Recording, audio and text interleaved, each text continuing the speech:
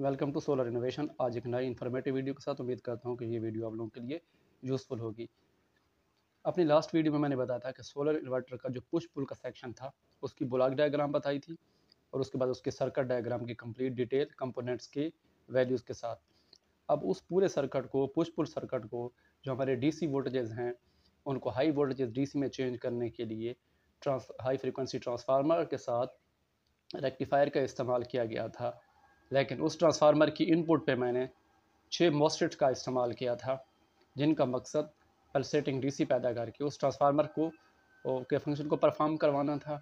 अब उन मॉसफेट को जो ड्राइव करने के लिए सर्किट इस्तेमाल होगा वो है ड्राइविंग सर्किट। इसमें हमने कौन सा आईसी इस्तेमाल करना है और इसमें हमारी जो पावर सप्लाई है वो कहाँ से आएगी। अब पावर सप्लाई की बात करें तो मेन 3 सेक्शन में एक सेक्शन पावर सप्लाई का भी था। पावर सप्लाई का मकसद हमारे कंट्रोल सर्किट को चलाना है। कंट्रोल सर्किट में हमारे आईसीज और माइक्रो कंट्रोलर का इस्तेमाल किया जाएगा और उनमें से एक आईसी SG3525 है, जिसके बारे में मैं इस वीडियो में बताऊंगा। इसमें जो कंपोनेंट्स इस्तेमाल हुए उनकी वैल्यू भी मैंने मेंशन कर दी, आपको वीडियो में नज़र आ रही है। और मैं वीडियो के एंड पे बिल्कुल एक इसकी पिक भी अपलोड कर दूंगा ताकि आप लोगों को वैल्यूज़ पढ़ने में आसानी हो। अब ये ड्राइविंग सर्किट का मकसद क्या है? ये SG3525 एक आईसी है। ये प्रोग्रामेबल नहीं है, इसमें प्रोग्राम फिक्स होगा। हाँ, इसमें हम RT एंड CT के कैपेसिटर्स की वैल्यू चेंज करके इसमें जो फ्रीक्वेंसी है उसको अप डाउन कर सकते हैं।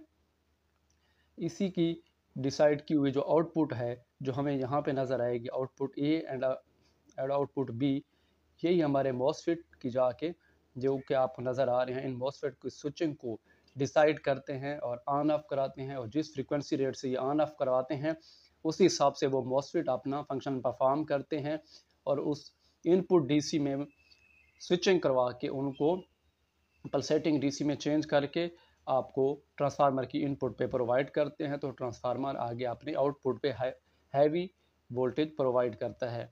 अच्छा, इसके मैं आपको पिंस नंबर आप यहाँ मेंशन कर दिए और उनके कंपोनेंट्स की वो बता दूंगा और जो आउटपुट आगे हमारी इस्तेमाल हो रही है। बाकी अगर आपने आईसी की डिटेल SG3525 की डिटेल देखनी है और हर पिन का क्या फंक्शन है तो उससे रिलेटेड वीडियो मेरे चैनल पे मौजूद है, आप उसको विज़िट करके इसकी डिटेल को जान सकते हैं। अगर मैं यहाँ सारी डिटेल बताऊँगा तो वीडियो फिर ज़्यादा लेंथी हो जाएगी। ये SG3525 एक आईसी है, प्रोग्रामेबल नहीं है, इसमें प्रोग्राम फिक्स है।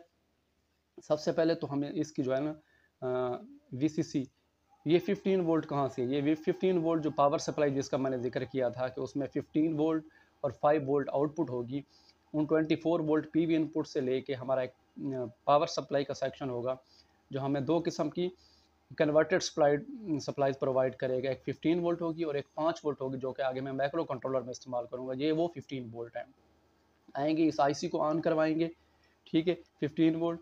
और इसके बाद ये हमारा फीडबैक का सर्किट है जो हमारे इसके 1 एंड 2 पे नज़र आ रहा है। हमने जो फ्रीक्वेंसी सेट की है, आया आउटपुट पे हमें वो मिल भी रही है या नहीं। तो आउटपुट के लिहाज से लोड कम या ज़्यादा होने की सूरत में ये उन रेफरेंसेस को सामने रखते हुए उस फ्रीक्वेंसी को मेंटेन रखवाता है। RT एंड CT पे एक हमारा C11 और R93 कैपेसिटर से RT CT सर्किट बनाया गया है जो हाई एंड लो स्टेज की फ्रीक्वेंसीज की स्विचिंग को ऑन ऑफ के गैप को मेंटेन रखवाता है, ठीक है। और यहाँ से हमें नंबर 11 पे और नंबर 14 पे हमें आउटपुट मिलेगी जो कि हमें रिक्वायर्ड है। और इस आउटपुट को हम इस्तेमाल करेंगे अपने गेट्स, मॉसफेट के गेट्स ए एंड बी पे। 3 हमारे जो मॉसफेट होंगे उनको गेट ए, उसका गेट ए पे हम इनपुट देंगे और 3 हमारे जो लो स्टेज के मॉसफेट होंगे उनको हम गेट बी पे ये इनपुट पर प्रोवाइड करेंगे। इसके मुताबिक वो उनकी स्विचिंग होगी। अच्छा, इनकी ये तो आपको बनी बनाई अवेलेबल होगी SG3525।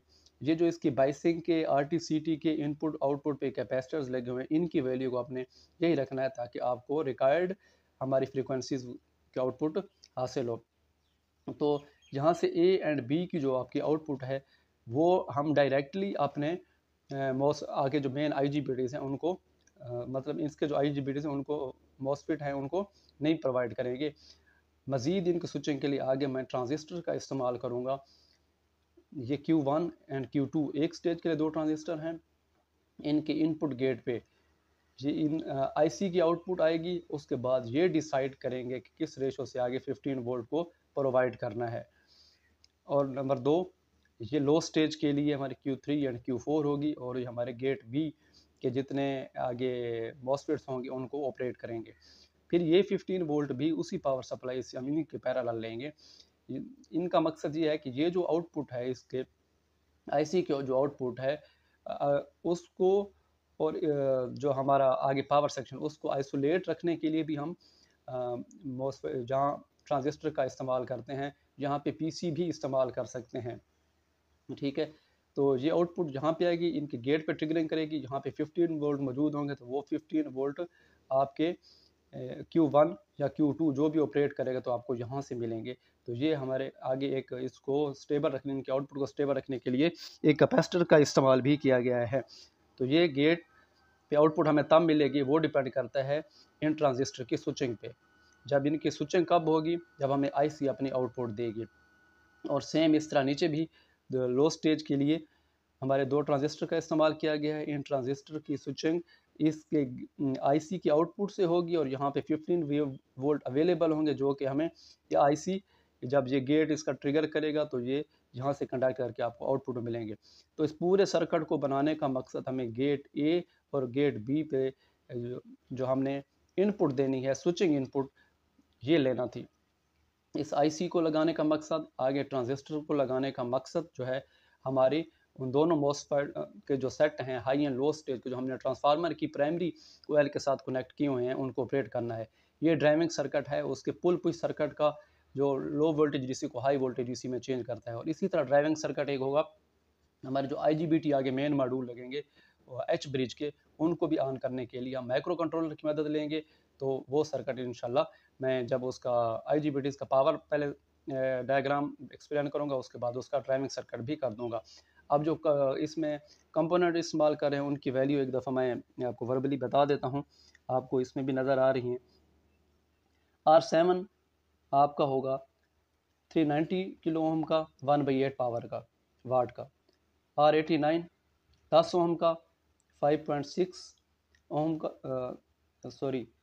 5.6 ओम का एंड 1/8 वाट का। उसके बाद R93 का रजिस्टर हमारा ये 1.5 किलो ओम का है। R93 20 एंड 21 R20 एंड 21 जो हमारा है वो 12 ओम का है, 1/8 वाट का। इसके अलावा आगे हमारे पास कैपेसिटर्स जो इस्तेमाल हो रहा है C16 की वैल्यू 100 पिको फराड है, ये 24 वोल्ट को सपोर्ट करेगा। C11 4.7 नैनो फराड का है, 25 वोल्ट तक को सपोर्ट करेगा। C12 100 माइक्रो फराड का है, 25 वोल्ट तक को सपोर्ट करेगा। C10 47 माइक्रो फराड का है, 35 वोल्ट को सपोर्ट करेगा। C14 और C10 सेम वैल्यू के हैं। और इसके बाद आ गया C17, ये आपके पास जो है 680 नैनो फराड का, ये भी 25 वोल्ट को सपोर्ट करेगा। इस तरह कैपेसिटर जो इस्तेमाल हो रहे हैं IGBT ट्रांजिस्टर के एंड पे C18 एंड 19 सेम वैल्यू के हैं, 22 माइक्रो फराड 24 वोल्ट सपोर्ट करेंगे।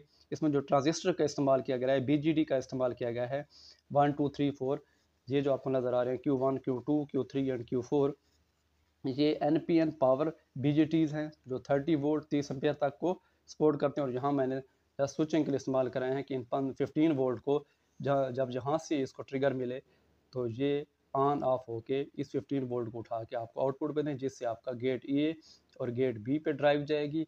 गेट ए और बी हाई या लो वोल्टेज में डिसाइड करेंगे और स्विचिंग कराएंगे तो आपके 24 वोल्ट DC ट्रांसफार्मर की इनपुट पे वो सिंपल सेटिंग बनेंगे तो आपका ट्रांसफार्मर आउटपुट देगा।